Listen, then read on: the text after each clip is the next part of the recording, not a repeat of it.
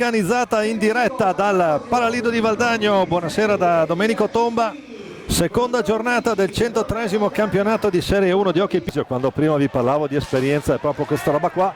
Intanto Sanchez che la recupera, Di Qui Giovanni, il gol di Qui Giovanni, la rete del Leoncino sull'assist di Thiago Sanchez. Bella azione valdagnese, fa 1-0 Valdagno. Ancora l'errore di Sanchez in appoggio, Ambrosio può ripartire e stavolta riesce lo schema di prima. Romeo Danna, la bomba verso Bovo ed è 1-1. Il pareggio di Dannas, mettere la stecca Gomez, tutto regolare. Siamo già dall'altra parte con Rick Torner e la pallina entra. Adesso la voglio andare a rivedere, non ho capito cosa è successo. Vediamo un po'. Coglie Rick Seixas, poi di qui Onorio, gol! Lucas Onorio fa 2-2 a 45 secondi dalla fine. Quinto gol per lui stagione, l'assist di Nico Crocco.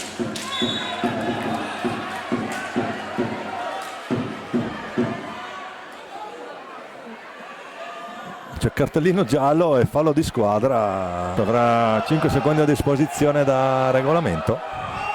Poter andare a battere, parte Ambrosio,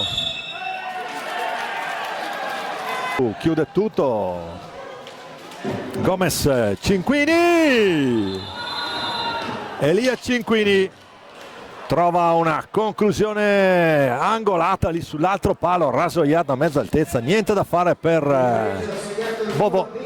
Un buon intercetto, impreciso qui l'assist di Ambrosio, poi il gol di Romeo Danna di rapina, fa 4-2 Viareggio. Lasciato un po' lì, un po' troppo solo lì Danna, ante la giovanissima età, un po' di tutti qui.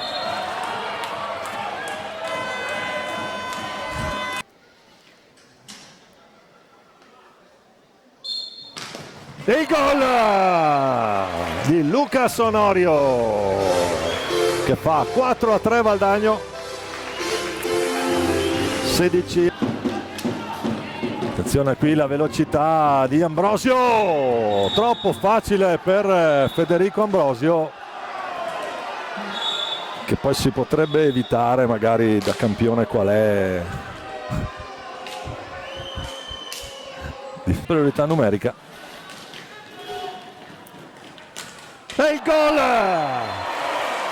il gol di Thiago Sanchez che fa 4-5 a 3:52. Comincia l'ultimo minuto e c'è la rete, ve l'avevo detto, chi sbaglia la paga. Adesso vediamo chi viene assegnato il gol, penso Ambrosio. Quindi finisce qui, finisce 6-4 Viareggio. Vi ricordiamo i gol in